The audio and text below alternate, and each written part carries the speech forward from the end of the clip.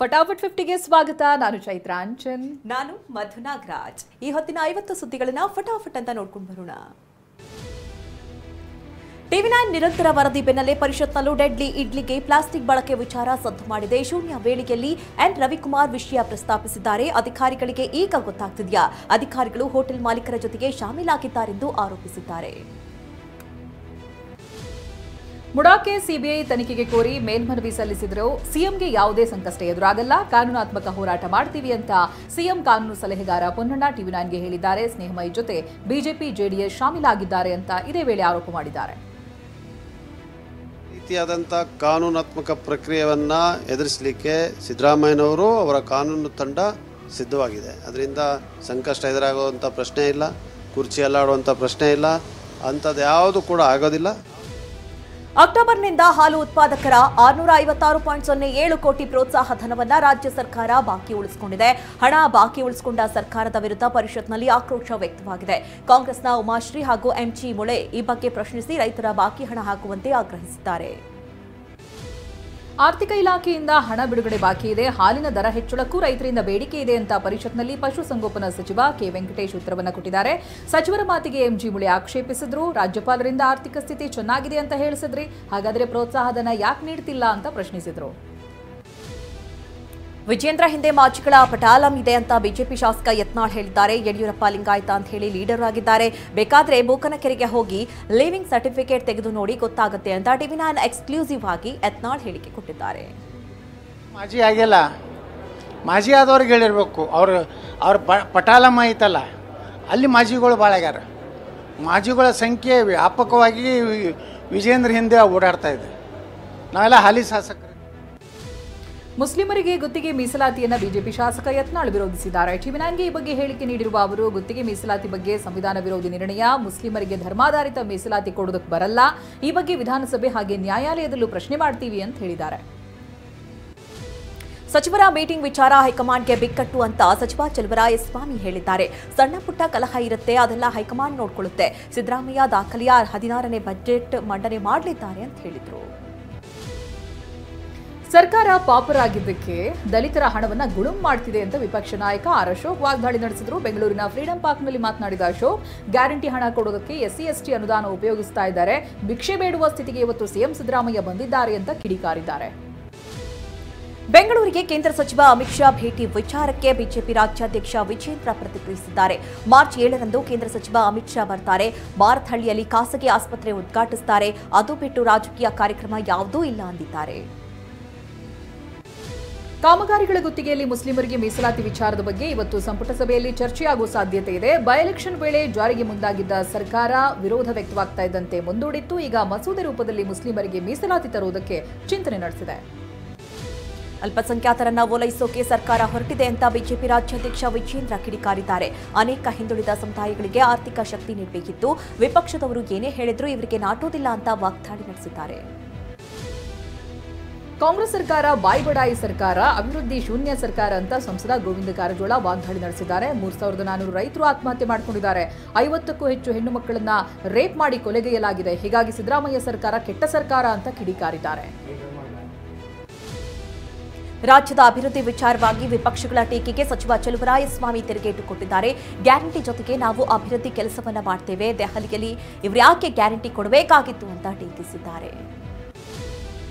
ವಿಧಾನಸೌಧ ಲಾಂಜ್ನಲ್ಲಿ ಶಾಸಕ ಬಸನಗೌಡ ಯತ್ನಾಳ್ ಬಣ ಒಟ್ಟಿಗೆ ಕಾಣಿಸಿಕೊಂಡಿದೆ. ಯತ್ನಾಳ್ ಜೊತೆಗೆ ರಮೇಶ್ ಜಾರಕಿಹೊಳಿ, ಬಿಪಿ ಹರೀಶ್, ಎನ್ಆರ್ ಸಂತೋಷ್ ಸೇರಿ 4 ಒಟ್ಟಾಗಿ ಲಾಂಜ್ನಿಂದ ಹೊರಗಡೆ ಬಂದಿದ್ದಾರೆ. ಡಿಕೆ ಜೊತೆ ಸಭೆಗೆ ಗೈರು ವಿಚಾರಕ್ಕೆ ಸಂಬಂಧಪಟ್ಟಂತೆ ಬೆಂಗಳೂರಿನಲ್ಲಿ ಸಚಿವ ಕೆಎನ್ ರಾಜಣ್ಣ ಪ್ರತಿಕ್ರಿಯಿಸಿದ್ದಾರೆ. ಡಿಕೆ ಜೊತೆ ಮೀಟಿಂಗ್ ಫಿಕ್ಸ್ ಮಾಡಿದ್ದೆ ನಾವು. ನಿನ್ನೆ ಡಿಕೆ ಬಂದಾಗ ನಾನು ಇರಬೇಕಾಗಿತ್ತು. ಆರೋಗ್ಯ ಸರಿ ಇಲ್ಲದೆ ಇರೋದ್ರಿಂದ ಡಾಕ್ಟರ್ ಬಳಿ ಹೋದೆ ಅಂತ ಹೇಳಿದ್ದಾರೆ. ಆಂತರಿಕ ಭದ್ರತಾ ವಿಭಾಗದ ಐಜಿಪಿ ಆಗಿದ್ದ ಹಿರಿಯ ಐಪಿಎಸ್ ಅಧಿಕಾರಿ ಡಿ ರೂಪಾ ಮೌದ್ಗಿಲ್ರನ್ನ ಸರ್ಕಾರ ರೇಷ್ಮೆ ಮಾರುಕಟ್ಟೆ ಮಂಡಳಿ ಎಂಡಿಯಾಗಿ ವರ್ಗಾವಣೆ ಮಾಡಿದೆ. ರೂಪಾ ವಿರುದ್ಧ ಐಪಿಎಸ್ ವರ್ತಿಕಾ ಕಟಿಯಾರ್ ದೂರು ನೀಡಿದ್ರು. ಮೊನ್ನೆ ವರ್ತಿಕಾರನ್ನ ವರ್ಗಾವಣೆ ಮಾಡಿದ್ದ ಸರ್ಕಾರ ಇವತ್ತು ರೂಪಾರನ್ನ ವರ್ಗಾವಣೆಗೊಳಿಸಿ ಆದೇಶಿಸಿದೆ.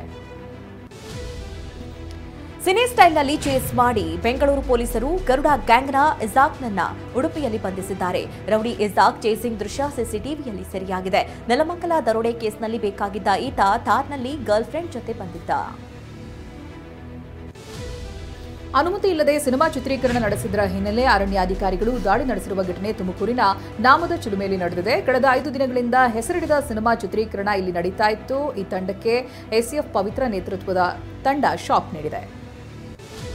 ತರುಣ್ ಸುಧೀರ್ ಕ್ರಿಯೇಟಿವ್ ಹೆಸರಲ್ಲಿ ಚಿತ್ರೀಕರಣ ನಡೀತಾ ಇತ್ತು. ನಟಿ ರಕ್ಷಿತಾ ಪ್ರೇಮ್ ಸಹೋದರ ರಾಣಾ ನಟನೆಯ ಈ ಚಿತ್ರದ ಶೂಟಿಂಗ್ನಲ್ಲಿ ಸುಮಾರು 50ರಿಂದ 100 ಜನರು ಭಾಗಿಯಾಗಿದ್ದರು.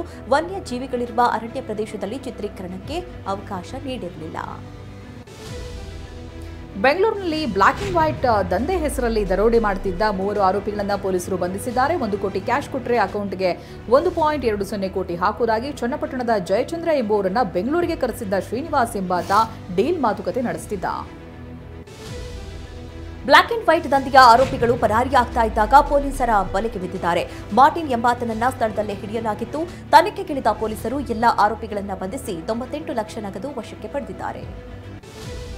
ಬೆಂಗಳೂರಿನ ಜನರಿಗೆ ಆಟೋ ಪ್ರಯಾಣ ದರ ಏರಿಕೆಯ ಬಿಸಿ ತಟ್ಟುವ ಸಾಧ್ಯತೆ ಇದೆ. 1 ಕಿಲೋಮೀಟರ್ಗೆ ₹5 ಹಾಗೆ 2 ಕಿಲೋಮೀಟರ್ಗೆ ₹10 ಹೆಚ್ಚಳ ಮತ್ತೆ ಮಿನಿಮಮ್ ದರ ₹40ಗೆ ಹೆಚ್ಚಿಸುವುದಕ್ಕೆ ಆಟೋ ಸಂಘಟನೆಗಳು ಮನವಿ ಮಾಡಿವೆ. ಮಾರ್ಚ್ 12ನೇ ತಾರೀಕು ಅಧಿಕಾರಿಗಳ ಸಭೆ ಇರುತ್ತೆ. ಅವತ್ತು ಬೆಲೆ ಏರಿಕೆ ತೀರ್ಮಾನವಾಗಲಿದೆ. ಗೋಲ್ಡ್ ಸ್ಮಗ್ಲಿಂಗ್ ಕೇಸ್ನಲ್ಲಿ ಅರೆಸ್ಟ್ ಆಗಿರುವ ರನ್ಯಾ ರಾವ್ಗೆ ಶೀಘ್ರದಲ್ಲೇ ಇಡಿ ಸಂಕಷ್ಟ ಎದುರಾಗೋ ಸಾಧ್ಯತೆ ಇದೆ. ಏರ್ಪೋರ್ಟ್ನಲ್ಲಿ 14.2 ಕೆಜಿ ಚಿನ್ನ ಪತ್ತೆಯಾಗ್ತಾ ಇದ್ದಂತೆ ಲ್ಯಾವೆಲಿ ರಸ್ತೆ ಅಪಾರ್ಟ್ಮೆಂಟ್ ಮೇಲೂ ಡಿಆರ್ಐ ದಾಳಿ ನಡೆಸಿದೆ. ಡಿಆರ್ಐ ಅಧಿಕಾರಿಗಳಿಂದ ಅರೆಸ್ಟ್ ಆಗಿರೋ ನಟಿ ರನ್ಯಾ ರಾವ್ ಬಳಿ 17 ಕೋಟಿಯ 29 ಲಕ್ಷ ರೂಪಾಯಿ ಮೌಲ್ಯದ ನಗನಾಣ್ಯ ಪತ್ತೆಯಾಗಿದೆ. ಏರ್ಪೋರ್ಟ್ ಬಳಿ 14 ಕೆಜಿಗೂ ಅಧಿಕ ಚಿನ್ನ ಪತ್ತೆಯಾಗಿದೆ. ನಟಿ ರನ್ಯಾ ಮನೆಯಲ್ಲಿ ಪರಿಶೀಲನೆ ವೇಳೆಯೂ ಕೂಡ 2,67 ಲಕ್ಷ ನಗದು, 2 ಕೆಜಿಯಷ್ಟು ಚಿನ್ನ ಪತ್ತೆಯಾಗಿದೆ. ನಟಿ ರನ್ಯಾ 916ಗಿಂತಲೂ ಪರಿಶುದ್ಧ ಚಿನ್ನವಷ್ಟೇ ಸ್ಮಗ್ಲಿಂಗ್ ಮಾಡ್ತಾ ಇದ್ಲು. AU 999.90 ಮಾರ್ಕ್ನ ಚಿನ್ನದ ಬಿಸ್ಕತ್ತುಗಳು ,99.90% ಶುದ್ಧವುಳ್ಳ 24 ಕ್ಯಾರೆಟ್ ಚಿನ್ನವಾಗಿದೆ. ಅಂತಾರಾಷ್ಟ್ರೀಯ ಮಟ್ಟದಲ್ಲಿ ಚಿನ್ನದ ಬಿಸ್ಕೆಟ್ಗಳಿಗೆ ದುಬಾರಿ ಬೆಲೆ ಇದೆ. ಸಿಎಂ ಕುರ್ಚಿ ಕಾಳಗಕ್ಕೆ ಸದನದಲ್ಲಿ ಬಿಜೆಪಿ ಶಾಸಕ ಸುನೀಲ್ ಕುಮಾರ್ ಕುಟುಕಿದ್ದಾರೆ. ಸಚಿವ ಪರಮೇಶ್ವರ್ ನಾನು ಸಿಎಂ ಆಗ್ತೇನೆ ಅಂದ್ರು. ಮತ್ತೊಂದೆಡೆ ಡಿಕೆ ನಾನು ಸಿಎಂ ಆಗ್ತೀನಿ ಅಂತಾರೆ. ಬಜೆಟ್ ನಂತರ ರಾಜ್ಯದ ಕರಿಮಣಿ ಮಾಲೀಕ ಯಾರು? ಈ ಅಸ್ಥಿರತೆಯನ್ನ ಮೊದಲು ಹೋಗಲಾಡಿಸಿ ಅಂತ ಸುನೀಲ್ ಕುಮಾರ್ ಸರ್ಕಾರಕ್ಕೆ ಕಾಲಿಟ್ಟಿದ್ದಾರೆ. ಚಿತ್ರದುರ್ಗ ಮೊಳಕಾಲ್ಮೂರು ತಾಲೂಕಿನ ರಾಂಪುರ ಎಪಿಎಂಸಿ ಗೋದಾಮಿಗೆ ಆಕಸ್ಮಿಕ ಬೆಂಕಿ ತಗುಲಿ ಹೊತ್ತಿ ಉರಿದಿದೆ. ಗೋದಾಮಿನಲ್ಲಿದ್ದ ಲಕ್ಷಾಂತರ ಮೌಲ್ಯದ ಗೊಬ್ಬರ, ಹನಿ ನೀರಾವರಿಗೆ ಬಳಸುವ ಪೈಪ್ಗಳು ಸುಟ್ಟು ಕರಕಲಾಗಿದೆ. ಶಾರ್ಟ್ ಸರ್ಕ್ಯೂಟ್ನಿಂದ ಬೆಂಕಿ ಹತ್ತಿರುವ ಶಂಕೆ ವ್ಯಕ್ತವಾಗಿದೆ. ಬೀದರ್ ಬಾಲ್ಕಿಪಟ್ಟಣದ ಮುಖ್ಯ ರಸ್ತೆ ಪಕ್ಕದಲ್ಲಿ ಆಕಸ್ಮಿಕ ಬೆಂಕಿಗೆ ಈಚರ್ ವಾಹನ ಹೊತ್ತಿ ಉರಿದಿದೆ. ಸಕ್ಕರೆ ಲೋಡ್ ಮಾಡುವುದಕ್ಕೆ ಬೀದರ್ನಿಂದ ಮಹಾರಾಷ್ಟ್ರದ ಉದ್ಗೀರ್ಗೆ ಈಚರ್ ವಾಹನ ಹೊರಟಿತ್ತು. ಈ ವೇಳೆ ಅವಘಡ ಸಂಭವಿಸಿದೆ. ಎಸ್ಎಸ್ಎಲ್ಸಿ ಪೂರ್ವಭಾವಿ ಪರೀಕ್ಷೆ ಪ್ರಶ್ನೆ ಪತ್ರಿಕೆ ಲೀಕ್ ಆಗಿದ್ದು ಸೋಷಿಯಲ್ ಮೀಡಿಯಾದಲ್ಲಿ ವೈರಲ್ ಆಗ್ತಾ ಇದೆ. ಲಕ್ಷಾಂತರ ವಿದ್ಯಾರ್ಥಿಗಳ ಭವಿಷ್ಯದ ಜೊತೆ ಶಿಕ್ಷಣ ಇಲಾಖೆ ಚೆಲ್ಲಾಟವಾಡ್ತಾ ಇದೆ. ಪ್ರಶ್ನೆ ಪತ್ರಿಕೆ ಸೋರಿಕೆಗೆ ಶಿಕ್ಷಣ ಇಲಾಖೆ ಅಧಿಕಾರಿಗಳೇ ಕಾರಣರಾದ್ರ ಅನ್ನೋ ಪ್ರಶ್ನೆ ಎದುರಾಗಿದೆ.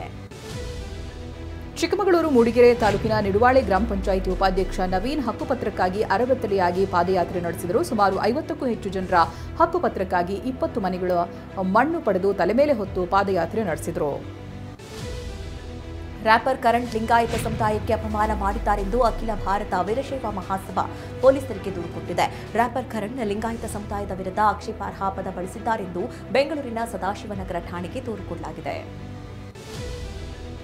ಗದಗ ಮುಂಡರಗಿ ತಾಲೂಕು ಘೋಷಣೆಯಾಗಿ 2 ದಶಕಗಳಾದರೂ ಒಂದು ಸರ್ಕಾರಿ ಪ್ರೌಢಶಾಲೆ ಇಲ್ಲ ಅಂತ ಉಪವಾಸ ಸತ್ಯಾಗ್ರಹ ನಡೆಸಲಾಗ್ತಾ ಇದೆ. ಈ ಬಾರಿಯ ಬಜೆಟ್ನಲ್ಲಿ ಪ್ರೌಢಶಾಲೆ ಮಂಜೂರು ಮಾಡಬೇಕು, ಇಲ್ಲವಾದರೆ ಉಪವಾಸ ಸತ್ಯಾಗ್ರಹ ಮುಂದುವರಿಸುವುದಾಗಿ ಸ್ಥಳೀಯ ನಿವಾಸಿಗಳು ಆಕ್ರೋಶ ವ್ಯಕ್ತಪಡಿಸಿದ್ದಾರೆ. ಜಂಟಿ ಪರಿಶೀಲನಾ ಸಮಿತಿ ಗ್ರೇಟರ್ ಬೆಂಗಳೂರು ವಿಧೇಯಕದ ವರದಿಯನ್ನ ವಿಧಾನಸಭೆಯಲ್ಲಿ ಮಂಡಿಸಿದೆ. ನಗರ ಪಾಲಿಕೆಗಳ ವಿಂಗಡಣೆ 7ಕ್ಕಿಂತ ಹೆಚ್ಚು ಮೀರಬಾರದು, ವಾರ್ಡ್ಗಳು ಸಮಾನವಾಗಿರಬೇಕು ಅನ್ನೋದು ಸೇರಿದಂತೆ ವರದಿಯಲ್ಲಿ ಹಲವು ಸಲಹೆಗಳನ್ನು ಕೊಟ್ಟಿದೆ.